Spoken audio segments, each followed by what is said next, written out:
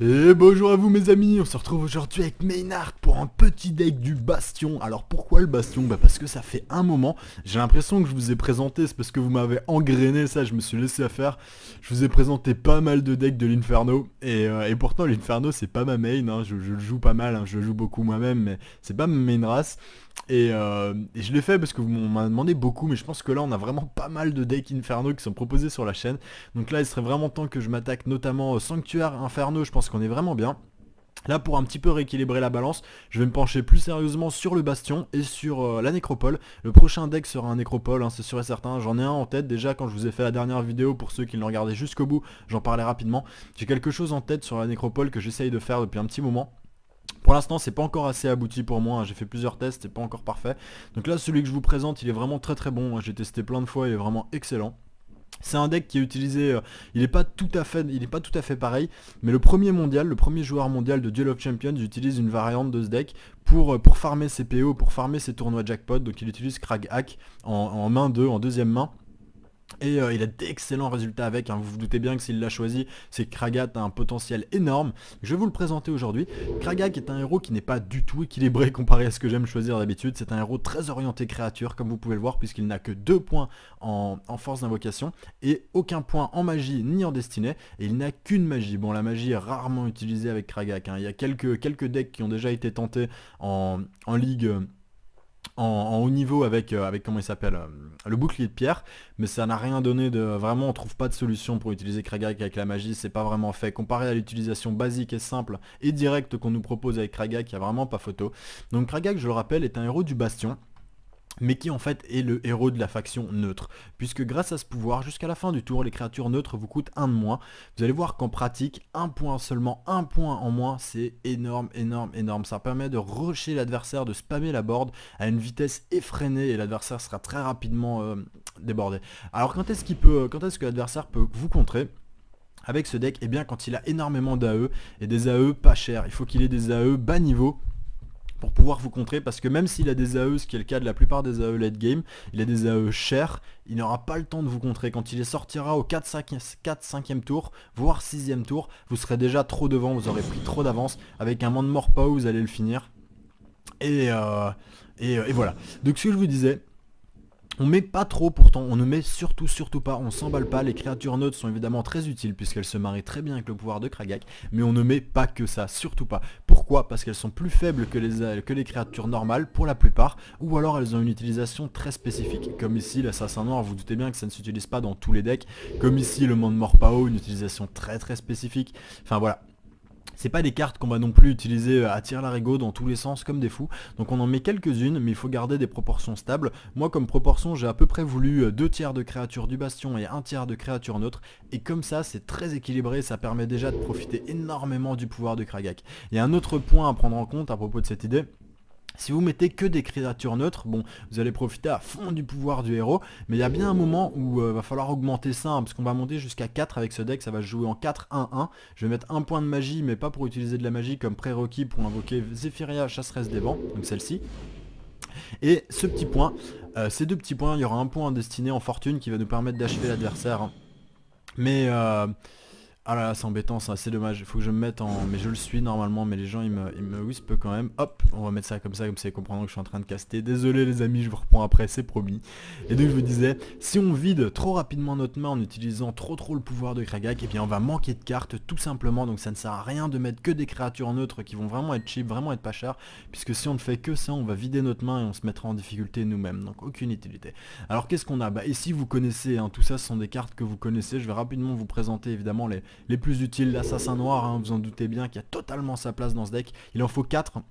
Si vous pouvez mettre les 4, mettez les 4, très intéressante. Le monde mort Pao évidemment, tout à fait sa place dans ce deck, puisque d'autant plus que nous n'avons pas de magie, pas de sort. Donc le monde mort Pao va compenser, hein, puisque le monde mort Pao coûte 3 pour infliger 3 de dégâts à l'adversaire. Il faut vous dire ça, hein. Il faut vous dire que le monde mort Pao c'est un sort, un peu moins pratique qu'un sort, mais qui ne demande pas d'augmenter la magie. Mais c'est exactement ça, vous payez 3 pour infliger 3 points de dégâts, il n'y a pas à chercher plus loin. Notez bien que le monde mort Pao peut être augmenté via les fortunes ou via les événements. Vous allez voir qu'on va choisir des événements qui augmentent les dégâts des créatures. Donc notez bien ce petit combo, hein. Il est possible de poser un monde mort Pao, de l'augmenter et ensuite d'attaquer avec. Alors, donc les assassins, tout ça vous connaissez, tout ça vous connaissez. Ici, le gobelin crâne noir, on arrive dans la synergie de notre deck. Vous savez que c'est un deck qui va se jouer en créature rush, on va avoir beaucoup de créatures pas chères, donc rapidement, on va très rapidement remplir la board. Alors le gobelin crâne noir, une carte que pourtant je n'aime pas, je vais ici la jouer et elle sera très très très utile. Si vous êtes un petit peu ballsy mes amis, si vous êtes un petit peu courageux, vous pouvez monter jusqu'à 3 ou 4 gobelins noirs. Pourquoi? Puisqu'il va systématiquement avoir une créature alliée adjacente, hein, c'est sûr et certain. Il y a tellement de créatures, vous allez voir, la board se remplit très vite, vous allez voir, hein, je vous ai fait 2 vidéos pour vous montrer l'application du deck sur le terrain. Vous allez vite voir que les gobelins crâne noirs sont très rentables et qu'ils ne risquent absolument rien. Donc vous pouvez en mettre jusqu'à 3, 3 ce sera un bon chiffre. À partir de 4, ils vont prendre tous les emplacements, c'est un petit peu gênant, mais très très bonne carte, hein. Une créature à 2 qui fait 3, 3, 4, on peut ici la comparer avec un autre tireur à 3 qui lui ne fait que 3 sans riposte et qui fait 3. Et qui a 3 de pool PV. Donc vous voyez bien la différence, hein. Très très très intéressant le gobelin crâne noir ici. Dans la même idée, je nous ai mis 2 gnolls lâches. Je n'aime pas beaucoup ces créatures qui ressemblent au gobelin crâne noir, hein. S'il n'y a aucune créature allée en jeu, détruisez le gnoll lâche. Je n'aime pas beaucoup ce genre de petit malus parce que c'est très dangereux, l'adversaire en abuse avec les sorts évidemment, il peut rapidement vous la mettre. Toutefois, comme là toute la board va être remplie, il faudrait vraiment que l'adversaire ait un coup de bol pour pouvoir tout nettoyer et que pour pouvoir vous priver de votre gnoll lâche. Notez comme c'est une créature puissante, hein, qui coûte 3, bon un petit malus là qui demande 4 d'invocation, ne vous faites pas piéger, hein. Elle ne coûte que 3 mais elle demande 4, c'est une 4, 3, 5, c'est énorme, hein. Pool PV en chiffre impair en plus, que du bonheur. Donc ça c'est très très très intéressant. Alors ensuite, eh bien tout le reste vous le connaissez, un Zephyria chasseresse des vents qui sera notre petit must-have, hein, qui peut aussi nous permettre de finir l'adversaire. Si on voit qu'il est un petit peu bas en pool PV, hop, et qu'il laisse un trou en se disant bon la créature elle va taper à 2, il me reste 4 PV, il me tue pas, vous mettez Zephyria, vous pouvez attaquer 2 fois, boum le finir. On a toujours un deck très très modulable, hein, qui peut s'adapter à toutes les situations. Très intéressant. Dans le même ordre d'idées, je vous ai mis 4 hôtels sacrificiels et 4 huttes du chaman sanglant. Les huttes sacrificielles vont vous permettre, par exemple, pour finir l'adversaire, de dégager un chemin. Vous voyez que vous avez une créature qui tape à 4, il lui reste 4 PV, il a mis une créature devant, et bien vous sacrifiez une de vos créatures pour vous faire un petit chemin, et boum, vous allez jusqu'à son héros et vous le finissez. Ça c'est du move, si vous vous mettez à jouer ce deck avec Kragak, franchement du move comme ça, vous allez en faire, mais à tir larigot quoi, vraiment vous allez le faire tout le temps, puisque c'est très très très très puissant. Et ici, les 4 huttes du chaman sanglant qui vont nous permettre de donner plus 2 à une créature. Pareil, dans la même idée de pouvoir tricher une fois ou deux, c'est très intéressant.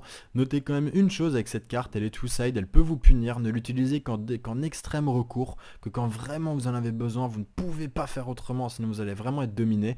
Ou alors pour finir l'adversaire, puisqu'elle va vous priver d'une carte que vous allez devoir mettre face cachée au sommet de votre bibliothèque, c'est-à-dire que le tour d'après, quand vous allez piocher, vous n'allez pas piocher de carte, vous n'allez faire que récupérer la carte que vous avez mis face cachée au sommet de la bibliothèque le tour précédent, et donc vous allez perdre une carte, un tour de pioche, on peut le dire, vous allez perdre un tour de pioche, ce qui est assez pénalisant dans ce deck, hein, dans ce deck qui est rempli, on le rappelle, de créatures très peu chères, qu'on va payer encore moins cher que leur prix normal, donc on va rapidement vider notre main, donc cette carte peut rapidement nous pénaliser, donc attention, ne l'utilisez qu'en cas d'urgence, mais sinon elle est très pratique. Pourquoi? Parce qu'elle ne coûte que 1, et elle ne demande que 1 d'investissement, donc elle a tout à fait sa place dans ce deck, malgré ce petit malus. Alors au niveau des événements, évidemment, hein, des choses bien évidentes, 4 tempêtes du mana, qui vont nous permettre de bloquer l'adversaire, hein, simplement puisqu'on ne jouera pas de sort. Et ici, idéalement, 4 semaines des mercenaires. Vous avez pu le voir dans mon deck Ignatius que je vous ai présenté il y a 3 jours. Et bien mes amis, dans ce deck j'étais déjà embêté parce que je n'avais que une semaine des mercenaires et je n'ai toujours pas réussi à mettre la main sur les 3 dernières qui me manquent. C'est dingue parce que j'ai plein de cartes en double, j'ai même eu des cartes très très rares, des épiques en double et tout, enfin des trucs de malade. Par contre les semaines de mercenaires, je suis maudit, elles ne tombent pas. Et c'est pourtant une excellente carte dans ce deck, hein, puisqu'elle ne coûte que 3. Comparons-la par exemple au mois des flammes dansantes. Le mois des flammes dansantes coûte 5 et affecte toutes les créatures en leur donnant également de la riposte. Tandis que celle-ci n'affecte que vos créatures et donne systématiquement plus un d'attaque à toutes vos créatures et pas aux créatures adverses auxquelles elle donne également de la riposte. Et elle ne coûte que 3. Alors le petit défaut de ça, c'est que quand vous la lancez, ça montre la carte au sommet de votre bibliothèque. Si ce n'est pas une créature, ce sont les créatures adverses qui sont améliorées et qui gagnent plus 1 de riposte. Toutefois, Ce n'est pas tellement un malus puisqu'avec Kragak, mes amis, nous n'avons que des créatures. Nous avons 8 fortunes et 42 créatures. Donc il y a quand même toutes les chances pour que cette carte soit successful et qu'on tombe bel et bien sur une créature et qu'on bénéficie du +1 d'attaque. Donc mettez-en 4 évidemment. Si vous n'en avez pas 4, eh bien vous complétez avec des mois d'un flamme dansante qui est quand même un petit peu moins bien. Encore un autre aspect moins bien avec le mois des flammes dansantes en dehors de son prix et du fait qu'il affecte les créatures ennemies comme alliées. Eh bien, c'est que votre adversaire peut l'utiliser également sans prendre de risque, puisqu'il est sûr et certain que ça va affecter ses créatures et les vôtres, enfin, il est sûr de pouvoir en profiter, tandis que si votre adversaire utilise une semaine des mercenaires, il n'est pas sûr du tout qu'au sommet de sa bibliothèque ce soit une créature, et donc il peut justement lui être pénalisé, tandis que vous, quand vous utilisez semaine des mercenaires, vous êtes sûr que ça va tomber, quoi, il n'y a aucun doute, enfin, avec Kragak, ça n'arrive jamais, ou au pire, vous piochez, hein. De toute façon, quand vous arrivez dans les tours où vous pouvez vous permettre de vous payer un événement à 3, c'est que vous avez les moyens de piocher derrière, donc il n'y a vraiment aucun problème là-dessus, vous êtes quasi sûr de pouvoir en bénéficier. Allez mes amis, je vais tout de suite vous montrer ça sur le ladder. Allez c'est parti, on va se faire tout de suite une petite session de ladder, on va voir ce que ça donne. Et moi je vais tout de suite me faire une petite pause rafraîchissement, ça fait déjà 10 minutes que je parle, j'ai très soif. Alors, et bien là on peut voir qu'on a un petit mulligan ma foi fort sympathique. Pop, mais j'aurais préféré avoir plus de cartes à 1 et 2, donc je vais dire non. Et voilà, donc j'ai que des créatures à 2 qui tombent. Ce n'est pas très grave, vous allez voir pourquoi. Puisqu'au prochain tour j'aurai 2 points en utilisant le pouvoir de Kragak. Comme je suis déjà à 2, je peux immédiatement utiliser son pouvoir. Et je pourrais balancer un assassin noir plus un vautour volant. Je vous montre ça tout de suite, -1, et vous voyez que là elle me coûte plus que 1. Je vais tout de suite lui balancer ça. Qu'est-ce qu'on sait de mon adversaire? On sait qu'il a, on sait qu'il a des geysers. Donc attention à pas trop paquer nos unités. Donc on va, exceptionnellement là on va quand même paquer. Pourquoi? Parce que s'il veut partir geyser maintenant, il va lui falloir un petit bout de temps, j'aurai déjà bien rentabilisé mes unités. Et je veux pas, dans tous les cas, je veux surtout pas qu'il puisse me prendre mon assassin noir, là j'ai vraiment une bonne avancée sur lui. On peut voir derrière que on sera à 3 points en créature neutre, donc il faudra que je monte un petit peu hein, malheureusement. Donc là voilà, il joue très bien son affaire, hein. Ici, hop, voilà. Il gagne du temps, il a bien raison. Nous pendant ce temps là on prépare l'avenir, hein, on augmente nos points, on voit que c'est cool, tac, on se pose ceci. On sait qu'on a du monde mort pas haut. Au prochain tour on aura 4 points de ressources. Donc si on utilise la compétence de Kragak, on pourra invoquer ces deux là mes amis. Donc très bon pour nous. Et c'est d'ailleurs ce qu'on va faire, hein. Je pense bien. Hop, -1 pour les créatures neutres, vous voyez qu'elle me coûte plus que 2, donc je peux lui mettre un monde mort pas haut dans les dents et je peux me mettre ça derrière. Comme ça de cette façon, hop je le mets à 2 derrière, je peux le tuer avec celui-ci et pendant ce temps là on rush mes amis. Qu'est-ce qu'on voit? On voit qu'il a augmenté sa magie, il y a de fortes chances qu'au prochain tour ce soit un geyser, mais il va peut-être vouloir le faire ici pour sauver sa créature, donc bon on verra bien.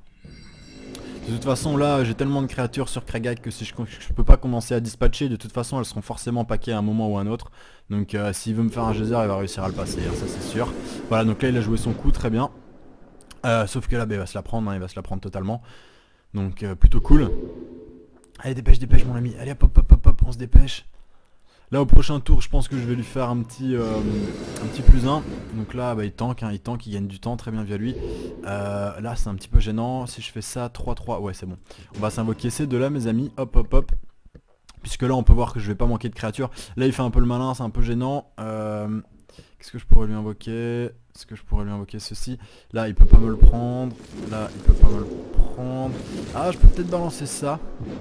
C'est un petit peu risqué ma foi, mais normalement ce serait une carte, ce serait une créature, comme ça je peux tuer celle-là, mais ça coûte 3 pour me débarrasser d'une de ces créatures, derrière je peux invoquer que ça. D'à côté c'est ce tour-ci, j'ai avancé sur les points. Allez on le tente, voilà.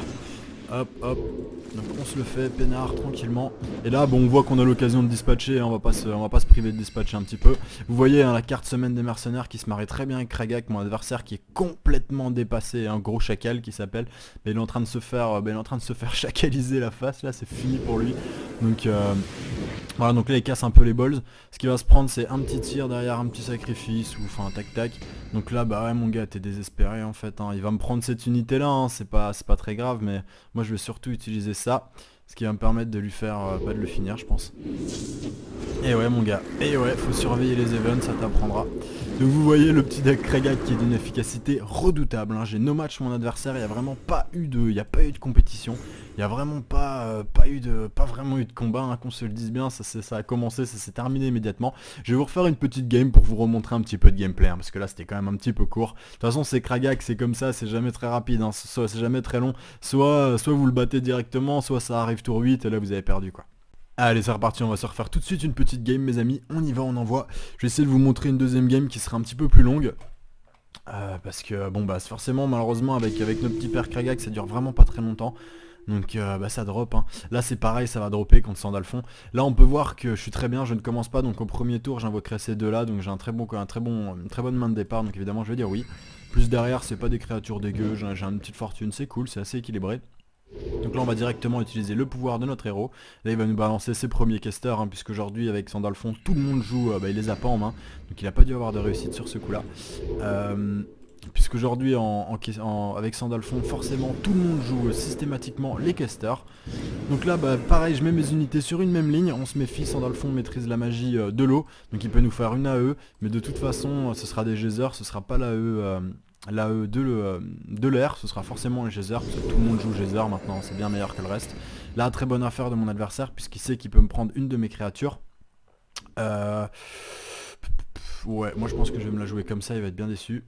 Hop, hop, hop, je vais jouer un peu l'économie, là je joue un peu prudent.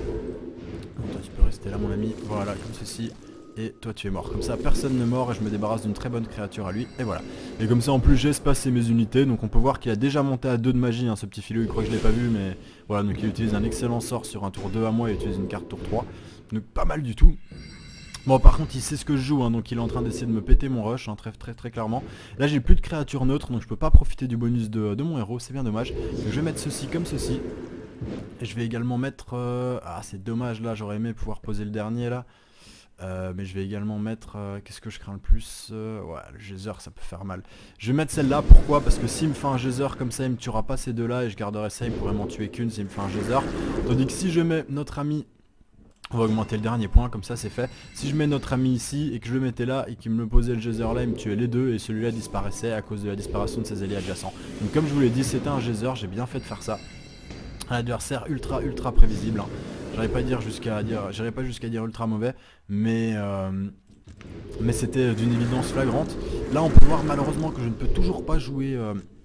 Eh bien ce que j'aimerais jouer, je vais poser celle-là quand même, s'il a encore un geyser, bon de toute façon s'il a encore un geyser ça va vraiment devenir très dur pour moi, très franchement. Donc là je prends un petit risque.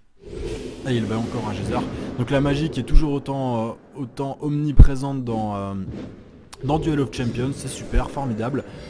Ça permet vraiment de rendre le jeu meilleur tous les jours, c'est vraiment quelque chose de très bien, je trouve. Hop hop, sans plus râler que ça, on va tout de suite attaquer, c'est pas grave. Là il faudrait que je tarde pas trop à augmenter mon dernier point. Hop hop, on peut voir que bon, on l'a déjà bien amoché, mais il m'a pris tellement de créatures avec ses geysers, c'est chaud quoi, c'est chaud. Là si au prochain tour il a rien, voilà, donc encore un petit sort des familles, les mecs qui ne jouent plus que des sorts. De plus en plus, hein, il a posé une créature, 2 créatures depuis le début de la game. Donc c'est parti, mes time. Là si je lui mets plus 2 ça fait 4, si je lui mets ça ça fait 5, 9, je le tue avec ça, 4, ouais on va se faire ça tout de suite mes amis, ce sera la sanction du jour. Puisque bah on n'est pas des cools, nous on n'est pas là pour rigoler. Hop hop hop hop et hop voilà, et là tu prends ça mon ami et c'est la fin de la game pour toi. Comme vous pouvez le voir, le deck Kragak qui est vraiment pas là pour enculer les mouches si vous me passez l'expression, qui est vraiment très puissant, très rapide, hein. Ça donne vraiment de la victoire easy. Et ensemble mes amis, pour clore cette vidéo, on va se faire une petite ouverture de pack. Donc moi j'ai regardé pour avoir toutes les cartes du jeu mes amis, il me manque 2 ou 3 épiques. Donc je suis un petit peu blasé pour tout vous dire. Il me manque un... Comment il s'appelle? Ah c'est 175, ouais c'est pas 161. Oh les boules. C'est pas grave. Et il me faut un pack normal, un pack renfort, voilà. Parce qu'il me manque 2 épiques, il me manque Eleonore et le héros de la fatalité. Et après ça j'aurai toutes les cartes du jeu de la première extension. Et ça vous donne un super bonus, je sais plus c'est combien, mais je crois que c'est 1000 sauts ou un truc comme ça, ou 100 000 gold. Enfin ça vous donne vraiment un gros bonus. Et on peut voir que bah, pas d'épique pour les vrais champions, par contre ça c'est intéressant, j'en avais que 3, comme ça j'aurai la 4ème, très intéressant. Sinon le reste, bon bah ça va finir dans la fosse infernale je pense. D'ailleurs la petite fosse infernale qui propose une excellente carte mes amis, si vous ne l'avez pas en 4 exemplaires, foncez. Chevalier vampire, meilleure unité T3 du jeu. Donc foncez, hein, je le rappelle, avec sa poule PV en chiffre impair, une bonne attaque, immunisée à la riposte qui peut être posée partout, donc en tireur comme en mêlée, drain de vie 2, c'est très très très fort. Meilleure unité T3 du jeu, n'hésitez pas mes amis si vous ne l'avez pas, hein. Même si vous ne jouez pas Nécropole, vraiment c'est le moment pour sacrifier des cartes, pour récupérer un petit peu de sous, ça peut vraiment être très bon pour vous. Voilà mes amis, j'espère que ça vous a plu, je vous fais des gros bisous. On m'a demandé un deck Kalazar sur la chaîne, je crois que j'en ai déjà fait un mes amis, hein, à voir. Regardez bien quand c'est comme ça, avant de me demander, regardez bien dans toutes les playlists et tout. Il me semble que j'en ai déjà fait un. Et qui tournait plutôt pas mal d'ailleurs. Et en tout cas je sais que j'ai joué Kalazar, et quand je joue en général un truc que je joue pas habituellement, c'est pour faire un cast, et habituellement je ne joue pas Kalazar, donc il y a de fortes chances que je vous les castais. Donc à vérifier mes amis. Mais sinon, si vous avez des petites demandes, hein, n'hésitez pas, dites-moi dans les commentaires, mes amis, si quelque chose vous intéresse, si vous aimeriez voir telle ou telle chose. Alors on m'a aussi beaucoup demandé, ouais ça me fait plaisir, on m'a demandé pour voir mon ladder. Il faut savoir que mes amis, eh bien je ne peux pas vous streamer mon ladder faute de moyens. J'ai une connexion internet qui est très bonne, mais en wifi. Et tout le problème de la chose, c'est que je ne peux pas raccorder la box à mon ordinateur. Et la connexion, comme elle est très bonne, j'ai aucun problème pour faire du contenu ou quoi que ce soit. Vous voyez bien, il n'y a jamais de lag dans mes vidéos, c'est de la HD, enfin c'est de la bombe, il n'y a pas de souci. Par contre, pour le streaming, le problème, c'est que si j'ai une micro coupure de streaming, bah, ça fait bugger Twitch en fait. Si vous avez une micro coupure internet, ça fait bugger Twitch et la diffusion s'arrête, et vous le savez pas quand vous êtes en train de streamer. Donc en fait, il faudrait que je surveille toutes les 2 secondes si ça se coupe pas. Enfin, actuellement, c'est pas faisable. Maintenant, bon, je me suis acheté une seconde box, je me suis fait poser une box SFR. C'est en train de se mettre en place, mais je vous garantis les amis que dès que c'est possible, vous serez les premiers informés, et directement je vous lancerai un petit stream des familles qui serait par exemple, je sais pas, on pourrait se donner rendez-vous, pareil, dites-moi dans les commentaires qu'est-ce qui vous semble bien, mais on pourrait se donner rendez-vous une fois ou deux par semaine pour une petite session de 2 heures de shootcast, de streaming de mes games. Ça pourrait être pas mal du tout de faire un petit rendez-vous style mardi, vendredi soir, ou je sais pas, 1 ou 2 jours par semaine, voilà, ça pourrait vraiment être cool. Vous inquiétez pas, j'y pense, et je suis ravi que ça vous intéresse également, je suis très ravi que ça vous intéresse, et voilà. Je vous fais des gros bisous mes loulous, j'espère que ça vous a plu, on se retrouve très bientôt, ciao. Tout simplement, donc ça ne sert à rien de mettre que des créatures neutres qui vont vraiment être cheap, vraiment être pas chères, puisque si on ne fait que ça, on va vider notre main et on se mettra en difficulté nous-mêmes, donc aucune utilité. Alors qu'est-ce qu'on a? Bah ici vous connaissez, hein, tout ça ce sont des cartes que vous connaissez, je vais rapidement vous présenter évidemment les plus utiles. L'assassin noir, hein, vous en doutez bien, qui a totalement sa place dans ce deck, il en faut 4. Si vous pouvez mettre les 4, mettez les 4, très intéressante. Le Monde Morpao évidemment tout à fait sa place dans ce deck, puisque d'autant plus que nous n'avons pas de magie, pas de sort. Donc le Monde Morpao va compenser, hein, puisque le Monde Morpao coûte 3 pour infliger 3 de dégâts à l'adversaire. Il faut vous dire ça, hein. Il faut vous dire que le Monde Morpao c'est un sort un peu moins pratique qu'un sort, mais qui ne demande pas d'augmenter la magie. Mais c'est exactement ça, vous payez 3 pour infliger 3 points de dégâts, il n'y a pas à chercher plus loin. Notez bien que le Monde Morpao peut être augmenté via les fortunes ou via les événements. Vous allez voir qu'on va choisir des événements qui augmentent les dégâts des créatures. Donc notez bien ce petit combo, hein. Il est possible de poser un Monde Morpao, de l'augmenter et ensuite d'attaquer avec. Alors, donc les assassins, tout ça vous connaissez, Ici, le gobelin crâne noir, on arrive dans la synergie de notre deck. Vous savez que c'est un deck qui va se jouer en créature rush, on va avoir beaucoup de créatures pas chères, donc rapidement, on va très rapidement remplir la board. Alors le gobelin crâne noir, une carte que pourtant je n'aime pas, je vais ici la jouer et elle sera très utile. Si vous êtes un petit peu ballsy mes amis, si vous êtes un petit peu courageux, vous pouvez monter jusqu'à 3 ou 4. Kragak est un héros qui n'est pas du tout équilibré comparé à ce que j'aime choisir d'habitude, c'est un héros très orienté créature, comme vous pouvez le voir, puisqu'il n'a que 2 points en force d'invocation et aucun point en magie ni en destinée, et il n'a qu'une magie. Bon, la magie est rarement utilisée avec Kragak, hein. Il y a quelques decks qui ont déjà été tentés en ligue en haut niveau avec comment il s'appelle, le bouclier de pierre, mais ça n'a rien donné de vraiment. On trouve pas de solution pour utiliser Kragak avec la magie, c'est pas vraiment fait comparé à l'utilisation basique et simple et directe qu'on nous propose avec Kragak, il y a vraiment pas photo. Donc Kragak, je le rappelle, est un héros du bastion, mais qui en fait est le héros de la faction neutre, puisque grâce à ce pouvoir, jusqu'à la fin du tour, les créatures neutres vous coûtent 1 de moins. Vous allez voir qu'en pratique, seulement 1 point en moins, c'est énorme. Ça permet de rusher l'adversaire, de spammer la board à une vitesse effrénée, et l'adversaire sera très rapidement débordé. Alors quand est-ce que l'adversaire peut vous contrer avec ce deck? Eh bien quand il a énormément d'AE, et des AE pas chers. Il faut qu'il ait des AE bas niveau pour pouvoir vous contrer, parce que même s'il a des AE, ce qui est le cas de la plupart des AE late game, il a des AE chers, il n'aura pas le temps de vous contrer. Quand il les sortira au 4-5e tour, voire 6e tour, vous serez déjà trop devant, vous aurez pris trop d'avance. Avec un Monde Morpao, vous allez le finir. Et, et voilà. Donc ce que je vous disais,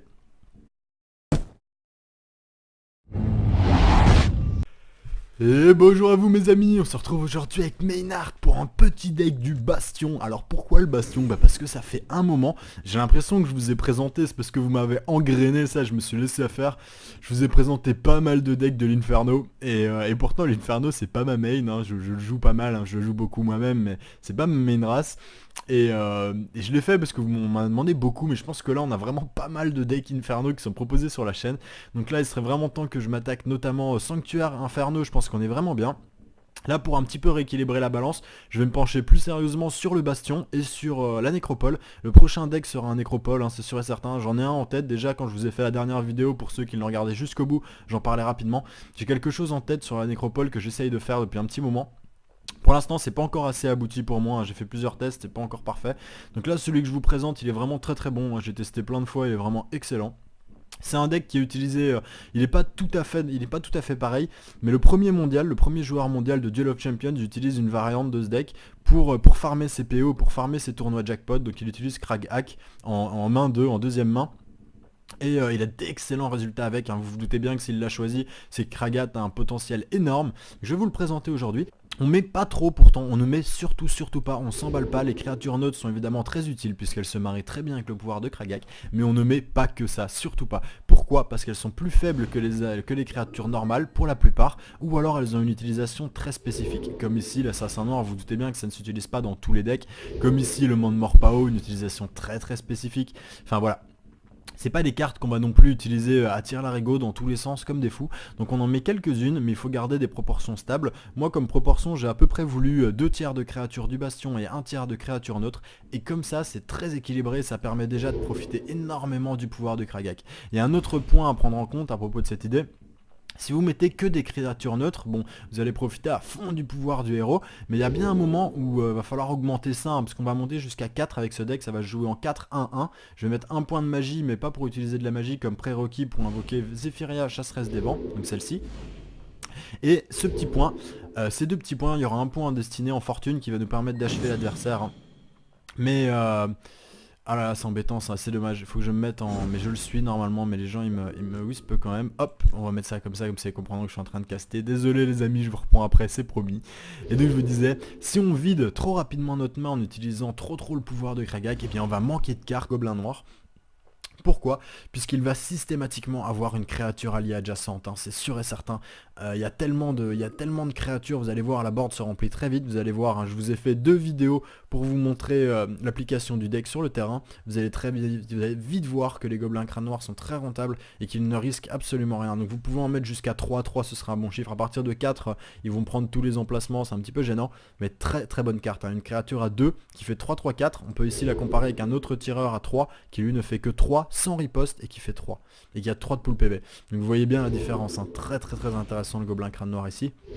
Dans la même idée, je nous ai mis 2 gnolls lâches. Je n'aime pas beaucoup ces créatures qui ressemblent au gobelin crâne noir, hein. S'il n'y a aucune créature allée en jeu, détruisez le gnoll lâche. Je n'aime pas beaucoup ce genre de petit malus parce que c'est très dangereux, l'adversaire en abuse avec les sorts évidemment et peut rapidement vous la mettre. Toutefois, comme là toute la board va être remplie, il faudrait vraiment que l'adversaire ait un coup de bol pour pouvoir tout nettoyer et que pour pouvoir vous priver de votre gnoll lâche. Notez comme c'est une créature puissante, hein, qui coûte 3, bon un petit malus là qui demande 4 d'invocation, ne vous faites pas piéger, hein. Elle ne coûte que 3 mais elle demande 4, c'est une 4-3-5, c'est énorme, un pool PV en chiffre impair en plus, que du bonheur. Donc ça c'est très intéressant. Alors ensuite, eh bien tout le reste vous le connaissez, hein, Zephyria chasseuse des vents, chasseresse des vents, qui sera notre petit